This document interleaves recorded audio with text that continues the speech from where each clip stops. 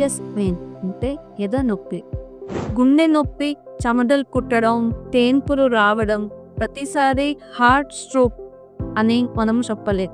వయస్సుకి అసలు సంబంధమే లేకుండా హార్ట్ అటాక్ వస్తున్నాయి, సడన్ డెత్స్ అవుతున్నాయి. ఏమైంది అని మనం తెలుసుకునే లోపు మనిషి ప్రాణాలు పోతున్నాయి.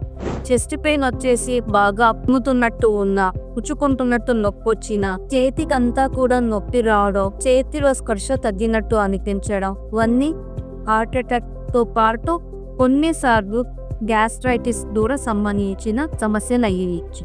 ఈ సమస్యలు దేని వల్ల వస్తున్నాయని తెలుసుకోవడానికి మాత్రం సొంత నిర్ణయాలు తీసుకోకుండా హాస్పిటల్కి వచ్చి ఇన్వెస్టిగేషన్ చేయించుకోవాలి. వీటికన్నిటికీ మనం చెక్ పెట్టాలంటే అలవాట్లు ఏమున్నాయి, మన బరువు ఎలా ఉందో, మన లైఫ్ స్టైల్ ఎలా ఉందో తెలుసుకొని ఒక్క చిన్న ఈసీజీ చేయిస్తే దాని సీరియస్నెస్ ఏంటో మనం తొందరగా కనిపెట్టగలుగుతాం.